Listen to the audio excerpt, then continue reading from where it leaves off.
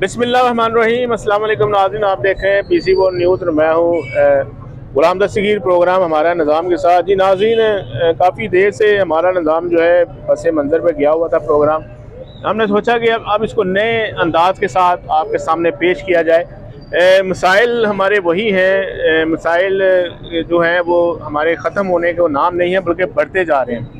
लेकिन पहले हम स्टूडियो में बैठ के जो है वो प्रोग्राम किया करते थे। अब हम कोशिश करेंगे आपको कि जहाँ का मसला है वहीं पे जाके हम इसको आप तक पहुँचाएँ, आपको दिखाएं और इक़्तिदार के जहाँ पे लोग ऐवानों तक भी इसको पहुँचाएँ ताकि लोगों के जो है मसाइल जो है वो हल हो सकें। जी मेरे साथ मौजूद हैं मियाँ एजाज हुसैन जो हमारे सीनियर तज़कियाकार हैं। मैं उनको प्रोग्राम में वेलकम करता हूँ। जी मियाँ साहब अस्सलाम वालेकुम। वालेकुम सलाम। कैसे हैं आप? ठीक है, अल्लाह का शुक्र है। मियाँ साहब काफ़ी देर बाद मुलाकात हो रही है। प्रोग्राम में मसरूफियत थी, इलेक्शन थे, तो पहले तो बताइए इलेक्शन का सिनेरियो कैसा रहा? बस एक अंधेरा है जी जो इस कौम का मुकद्दर बन चुका है कि मुख्तलिफ जगहों से धांधली की रिपोर्टें आ रही हैं कि 45 जो फॉर्म था उसके मुताबिक जो फैसला है वो नहीं हुआ, और ऊपर से जो 47 है जो ख़ुद इन्होंने आरओ वगैरह ने रिज़ल्ट मरतब किया है उसके हवाले से जो है वो लोगों को जतवाया जा रहा है और हरवाया जा रहा है। तो मैं ये समझता हूँ कि ये मुल्क पाकिस्तान के लिए ये ठीक नहीं है। और जो ख्वाब 47 के अंदर हमने देखा था जब ये मुल्क बना था, तो हकीकत है कि हम उसके बरअक्स हो गए हैं। अब अपनी मर्ज़ी के हम हुकूमत लाना चाहते हैं, अपनी मर्ज़ी के हम माहौल को बनाना चाहते हैं। और जब ये सोच कौम के अंदर या उन रहनुमाओं के अंदर जो ये दावा करते हैं कि हम पाकिस्तान का बेहतर मुस्तकबिल हैं या कौम को बेहतर माशरा देंगे, बेहतर उनको सहूलत देंगे, अच्छा मियाँ पाकिस्तान साहब, की हम बका इस के लिए वक्त काम जो करेंगे। है फैसलाबाद सिटी में मौजूद हैं और घंटा घर के बीचों बीच बैठे हुए हैं। तो यहाँ पे आपने जमात इस्लामी जो है उसको कंपेन किया, वो इंचार्ज सेल भी रहे उनके यहाँ पे इलेक्शन में। तो यहाँ पे जो है फैसलाबाद में जो है धांधली की कितनी आप देखें कि यहाँ पे नून लीग को जो है गढ़ समझा जाता था, लेकिन पिछले इलेक्शन में भी वो एक सीट से जीत पाए यहाँ पे, और इस दफ़ा तो जीते नहीं सिटी में कुछ सीट। तो यहाँ पे भी कुछ धांधली के सलाह थे। देखिए फैसलाबाद के अंदर भी कहीं ना कहीं तो ये सारा हुआ है, क्योंकि मैंने खुद देखा है कि नून लीग खुलेआम उनके डेक लगे हुए थे और वो तराने लगे हुए थे उनके, जो कि मैं समझता हूँ कि इलेक्शन के जो कवानीन है उसकी खिलाफ वर्जी है। इसी तरह जो पोलिंग स्टेशन है वहाँ पे मुझे वही 2 या 3 जो पुलिस एहलकार हैं वो नज़र आए हैं, और बैजेस लगा के शेर के वो सारे मतलब उन्होंने जो दाखिली दरवाजे थे उनको रोका हुआ था। वहाँ पे एक जमगड्ढा था और कोई उनको कहने वाला नहीं था, सरेआम कन्विंसिंग हो रही थी। तो इसको देखा जाए तो धांधली तो है, लेकिन एक बात जो मैं समझता हूँ कि जिसका एज तहरीक इंसाफ को गया है कि जो इन्होंने किया है, यानी हम समझते हैं कि जमहूरियत के अंदर इंतकामी सियासत नहीं होनी चाहिए, लेकिन मुसलसल आप तहरीक इंसाफ को देखेंगे तो उन्होंने भी इंतकामी सियासत की। अब ये आगे हैं तो इन्होंने भी इंतकामी सियासत का जो है वो शुरू किया है। तो मैं ये समझता हूँ कि इंतकामी सियासत से परहेज़ करना चाहिए और फैसला जो है वो आवाम के ऊपर छोड़ देना चाहिए। आवाम जिसको लाना चाहती है वो लोग आ जाएं और फिर वो कवानीन आइन के मुताबिक वो अपनी हुकूमत बनाएं और फिर इस निज़ाम को आगे लेके चलें। अच्छा मियाँ साहब, जैसा कि आप थ्रू और पूरे फैसलाबाद में इंचार्ज थे पोलिंग स्टेशन के, जमात इस्लामी की तरफ से आपने काफ़ी हलकों में नज़र रखी और आप रहे भी, तो बहुत सारे इल्ज़ाम हमारी इस्टेब्लिशमेंट में भी लगाए जाते हैं कि ये इन्वॉल्व होते हैं धांधली में, तो क्या इनकी कोई अंदर अमला दखल था?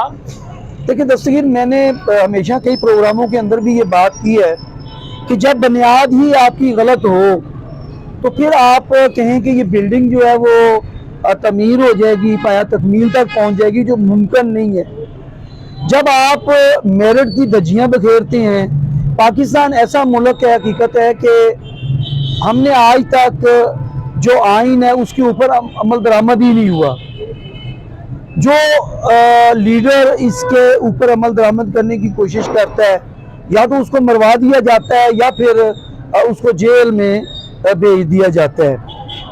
आपने ये बात की कि जी कवानीन तो मौजूद हैं, लेकिन जब देखिए कि आप सबसे बड़ी चीज़ जो है वो आपकी लीडरशिप है कि आपने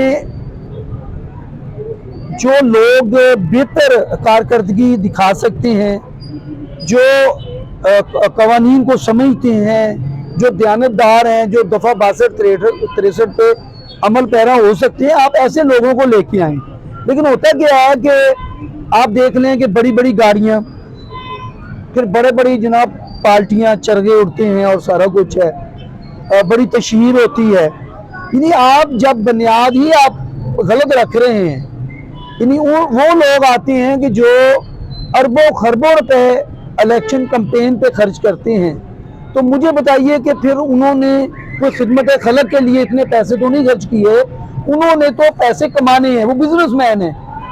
अच्छा, अब वो जब जा रहे हैं इक़्तिदार के अंदर आ जाते हैं, तो फिर उनके डेरों पे आपकी जो मुलाजमतें हैं, अदारों के अंदर जिन लोगों को आप भर्ती करते हैं, फिर वो उनके जो सेक्रेटरीज होते हैं वो डायरेक्ट तो नहीं लेते, वो सेक्रेटरी को कहते हैं, वो कहते हैं जी पुलिस की नौकरियां निकली हैं तो जनाब लाए जी 10 लाख रुपए दें, आपको मुलाजमत आपकी पक्की करवा देते हैं। फिर यूँ मतलब जो है वो आपकी जो मुलाजमतें हैं सरकारी इदारों के अंदर वो बिकती हैं।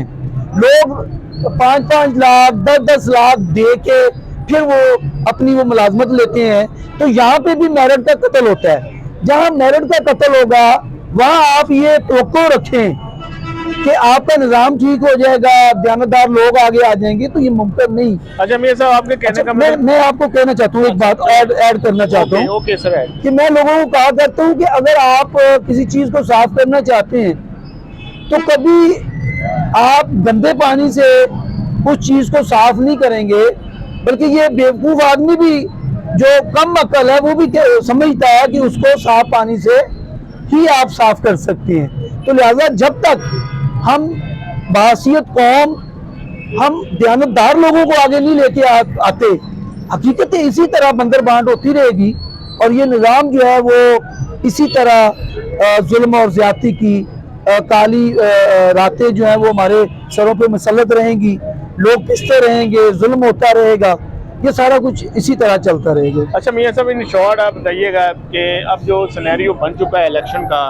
रिजल्ट्स के बाद जो है हुकूमत साजी पर जो है वो जो पार्टियां हैं वो कभी ऊपर कभी इधर धक्केबाजी कर रही हैं, तो इसके क्या नतीजे निकलेंगे कि किस तरह इसको एक तो इस इलेक्शन को जो है मुतनाज़ा करार दिया जा रहा है मुख्तलिफ हलकों से, तो इसी पर जब हुकूमत बनेगी तो इसका क्या सिनेरियो देखते हैं? ये आप आखिरी सवाल का जवाब दें। दस्तगीर असल में देखें, ये सारा चूचू का मरबा है। मैं ये समझता हूँ कि आपने अभी हालिया जो इलेक्शन हुए हैं अपना मिस्र के अंदर भी हुए हैं, तो उन्होंने एक क्राइटेरिया बनाया हुआ है कि कोई पार्टी अगर इतने फीसद तक अगर वो कामयाबी हासिल कर लेती है, इतनी सीटें वो हासिल कर लेती है, तो वो पार्टी हुकूमत बनाएगी, अदरवाइज वो दोबारा से वहाँ पे पोलिंग करवाती है। तो मैं ये समझता हूँ कि पाकिस्तान के अंदर वो खर्चा है, इसके ऊपर इस पर खर्चा आएगा, लेकिन मैं ये समझता हूँ कि एक मुस्तकिल और मजबूत जो हुकूमत लानी है अगर आपने, तो ये ज़रूरी है कि इलेक्शन दोबारा से करवाए जाएं। जी नाज़रीन, ये थे मेरे साथ मियां एजाज हुसैन जो जमात इस्लामी के रहनुमा हैं फैसलाबाद से। तो उन्होंने इलेक्शन को बड़ी गहरी नज़र से देखा, इंचार्ज थे वो यहाँ पे पोलिंग एजेंट के, और साथ में काम करते रहे, पूरी भरपूर कैंपेन की, लेकिन अफसोस के जमात इस्लामी को उस तरह से वोटिंग नहीं हुई, उस तरह से उनको वो हक़ नहीं मिला जो उनको मिलना चाहिए था। तो ये तो एक बड़ा लम्हे फिक्रिया है कि इस पर देखें इलेक्शन भी हो गया, हमने कोई अरबों रुपए भी इस पे लगा लिए और फिर वो मुतनाज़ा हो रहा है, कोई कह रहा है धांधली हुई है, कोई कह रहा है नहीं हुई, अब हुकूमत साजी की जा रही है, और उसमें भी जो है वो काफ़ी जो है प्रॉब्लम जो है वो आ रहे हैं। तो मैं ये समझता हूँ कि इस तरह की जो तहफ़्फ़ुज़ात है हमारे दूर होने चाहिए, ताकि हमारे जो है मुल्क में जो है वो हर तरह का मुस्तहकम इसको हो सके, मुआशी तरीके से, डिफेंस तरीके से, हर लिहाज से। तो इसमें हम दुआ गो हैं कि पाकिस्तान जो है वो मुस्तहकम हो हर लिहाज से। अगर आप प्रोग्राम के मुझे और मियाँ साहब को इजाज़त दीजिए। अल्लाह हाफ़िज़। पाकिस्तान जिंदाबाद।